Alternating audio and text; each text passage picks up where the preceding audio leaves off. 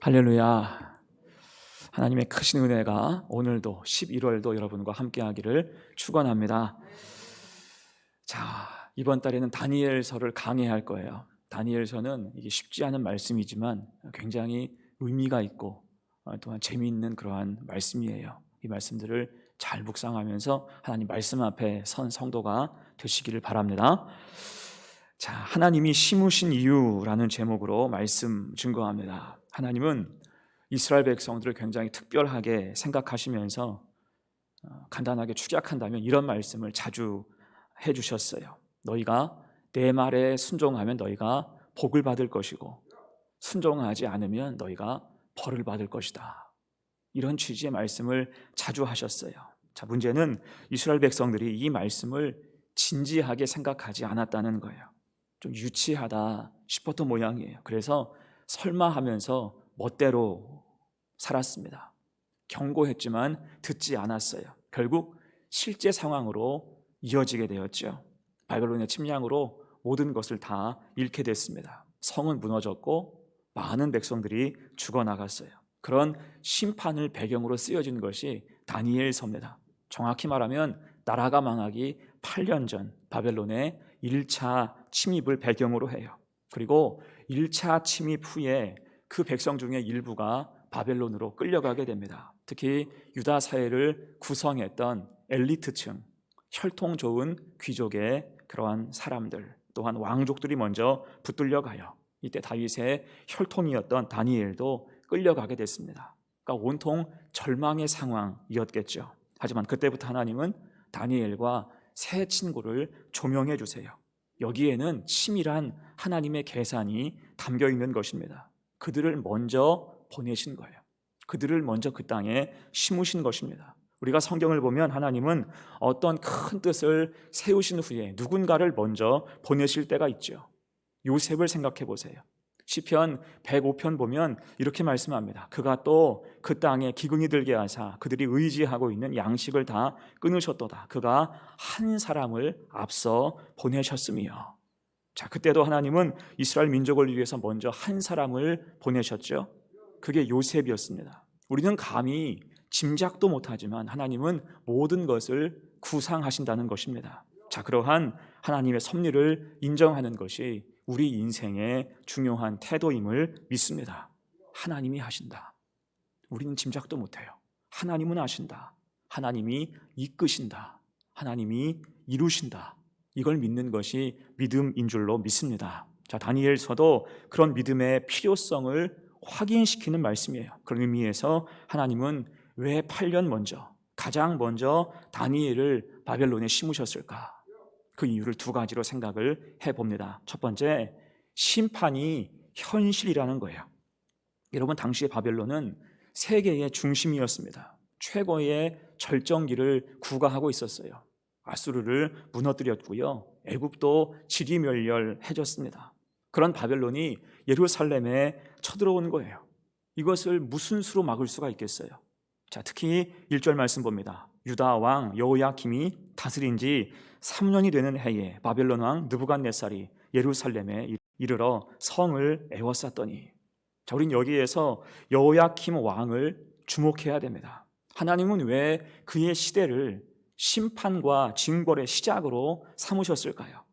여호야김은 유다의 마지막 불꽃이라고 불린 요시야 왕의 아들이에요. 요시야는 개혁의 아이콘이죠. 하나님을 잘 섬기면서 율법대로 우상을 척결하고 개혁하기 위해서 노력했던 왕입니다. 그에게는 4명의 아들이 있었어요. 기억할 이름은 두 개. 둘째 아들 이름이 엘리야킴이고요. 넷째 아들 이름이 여호아스예요. 자, 아버지 입장에서 보니까 그 중에서 넷째 아들이 가장 나았던 모양이죠. 그래서 넷째 아들한테 왕위를 넘겨줍니다. 자, 근데 애굽이 벼랑간 쳐들어와서 예루살렘을 정복해버렸어요.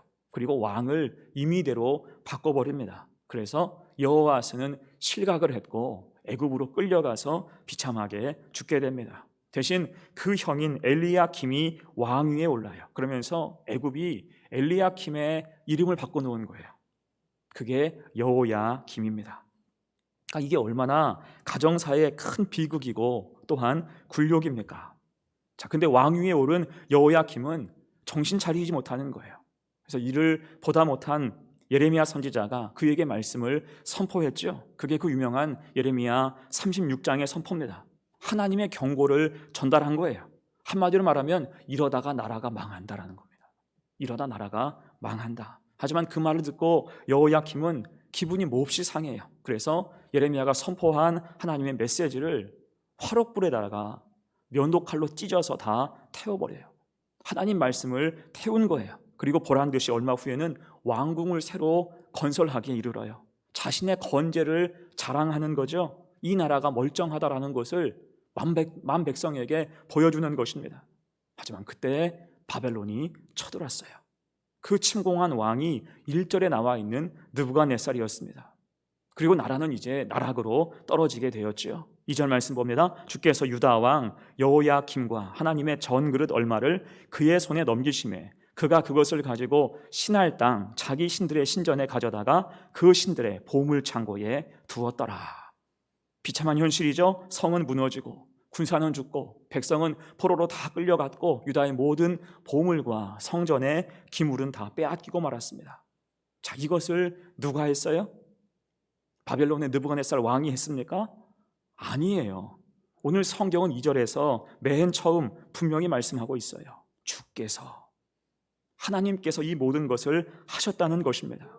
그 땅을 심판하실 작정을 하신 것과 같아요. 여러분, 그래서 제국이 뜨고 제국이 지는 것, 한 나라가 일어서고 또 그 나라가 망하는 것, 이것은 그냥 되는 것이 아닙니다. 누가 움직이시는 거예요? 하나님이 하심을 믿습니다. 본문은 그것을 선명하게 보여주시면서 대신 다니엘을 그 땅에, 적의 심장에 심으시는 거예요. 곧 심판은 현실이 되었지만 절망하지 말라는 거예요. 역사의 주관자이신 하나님이 함께 하시니 믿음을 다시 생각하라. 비참한 지경 속에서 하나님을 바라보라는 것입니다. 그리고 붙잡으라는 거예요. 우리도 이 사실을 기억해야 됩니다. 아무리 절망이어도 하나님은 우리의 소망 되십니다. 왜요? 하나님은 역사의 주관자이기 때문이에요. 우리가 짐작도 못하지만 우리의 인생을, 우리의 모든 것을 하나님께서 준비하시고 예정하시는 줄로 믿습니다. 그래서 우리가 끝까지 붙들 이름은 하나님 그 이름밖에는 없는 것입니다. 이런 하나님의 은혜와 섭리를 기억하면서 생사화복이 모두 하나님께 있음을 늘 기억하고 섬기며 살아갈 수 있는 성도가 되시기를 간절히 축원합니다. 아멘. 두 번째예요. 다니엘을 그 땅에 심으신 이유 두 번째, 소망의 길을 보라는 거예요. 소망이 어디 있는지를 확인하라는 것입니다. 자, 우리가 보았듯이 다니엘서는 소망이 없는 회색빛으로 시작하죠. 나라가 망해가고 백성은 흩어졌습니다. 하지만 그 속에서 성경은 포로로 잡혀온 보잘것없는 사람들을 주목하죠. 6절, 7절 말씀 봅니다. 그들 가운데는 유다 자손 곧 다니엘과 하나냐와 미사엘과 아사랴가 있었더니 환관장이 그들의 이름을 고쳐 다니엘은 벨드사살이라 하고 하나냐는 사드락이라 하고 미사엘은 메삭이라고 하고 아사랴는 아벳느고라 하였더라. 아멘. 곧 하나님은 이들을 통해서 소망의 길을 보여주고자 하신 것입니다. 자, 그렇다고 다니엘과 세 친구들이 지금 이겨내야 되는 상황이 호락호락한 것은 아니었어요. 굉장히 힘겨운 싸움을 그들은 해야 했습니다. 특별히 느부갓네살 왕은 굉장히 탁월한 사람이었습니다. 이 사람이 전쟁만 잘하는 사람이 아니라 내정, 내치에도 굉장히 탁월했지요. 특히 인재 등용에 있어서는 편견이 없었어요. 순혈주의를 고집하지 않았습니다. 피정보민이라 할지라도 인재를 뽑고 그들 중에서 선별해서 등용할 줄 알았습니다. 이런 배경 속에서 유다 출신인 다니엘과 세 친구들도 발탁된 거예요. 그만큼 호락호락한 교육이 아니었다고요. 사람을 완전히 바꿔놓는 교육을 그는 준비하고 있었습니다. 자, 그래서 이제 중요한 교육의 원칙을 이야기하고 있죠. 자, 3절부터 5절까지 말씀 봅니다. 왕이 환관장 아스부나스에게 말하여 이스라엘 자손 중에서 왕족과 귀족 몇 사람 곧 흠이 없고 용모가 아름다우며 모든 지혜를 통찰하며 지식에 통달하며 학문에 익숙하여 왕궁에 설 만한 소년을 데려오게 하였고 그들에게 갈대아 사람의 학문과 언어를 가르치게 하였고 또 왕이 지정하여 그들에게 왕의 음식과 그가 마시는 포도주에서 날마다 쓸 것을 주어 3년을 기르게 하였으니 그 후에 그들은 왕 앞에 서게 될 것이더라. 자, 여기에서 말하고 있는 교육의 원칙이 뭐예요? 먼저는 왕궁에 설만한 소년을 찾는 거예요. 인재를 등용할 때 똑똑한 사람, 잘난 사람을 뽑아서 선별을 합니다. 그리고 그들에게 갈대아 사람의 학문과 언어를 심도 깊게 교육합니다. 문화적으로 완전히 압도하는 거죠. 자, 이때 왕궁은 이들의 교육을 위해서 물질적인 후원을 아끼지 않았고요. 3년간 커리큘럼을 빡빡하게 짜놓았습니다. 곧 요즘으로 치면 전액 장학금을 주고 기숙사에서 숙식을 제공해주고 생활비까지 제공하는 것입니다. 그래서 뽑혀온 사람들에게는 출세길이 이미 열린 것과 같았습니다. 열심히만 하면 이제 앞날이 바뀌는 거예요. 여러분, 이때 열심히 하지 않을 사람이 누가 있겠습니까? 모두 바벨론의 이런 정책에 매료되어 있을 거예요. 여러분, 우리나라에 친일파가 참 많아요.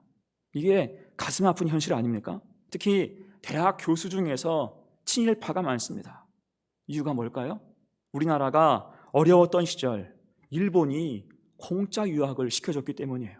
학비 대주고 오랜 시간 동안 용돈과 연구비까지 대줬습니다. 이것이 일명 일본 장학금이에요. 그러면서 일본에 매료되는 거죠. 조국보다 더 고마운 존재가 되는 것입니다. 그래서 나중에는 일본 말을 다 믿어요. 우리나라 측이 아니라 일본 측을 대변하기도 합니다. 곧 이런 상황이 되면 누구라도 넘어갈 수 있다는 거예요. 자, 지금 바벨론이 주는 환경이 이와 같았습니다. 하지만 여러분, 여기에서 다니엘의 탁월함이 무엇입니까? 그는 뜻을 정해서 믿음을 지키기로 다짐하는 거예요. 여러 가지 상황과 환경이 바벨론식으로 모든 것이 채워져 있지만 그는 거기에 빠지지 않고 뜻을 정해서 하나님 앞에 바로 서기 원한 것입니다. 자, 내일 본문인데 8절 9절 말씀 보세요. 다니엘은 뜻을 정하여 왕의 음식과 그가 마시는 포도주로 자기를 더럽히지 아니하리라 하고 자기를 더럽히지 아니하도록 환관장에게 구하니 하나님이 다니엘로 하여금 환관장에게 은혜와 긍휼을 얻게 하신지라. 아멘. 자, 이 말씀에서 핵심되는 말씀이 무엇입니까? 뜻을 정하여 하나님 앞에서 뜻을 정했다는 것입니다. 자, 여기에서 뜻을 정했다, 의미가 뭐예요? 아무것도 아닌 일에는 뜻을 정할 이유나 필요가 없는 거죠. 대신 유혹과 시험이 거세니까 뜻을 정해야 하는 거예요. 그만큼 다니엘도 시험과 유혹이 있었다는 거예요. 내적인 갈등이 있었음을 알 수 있습니다.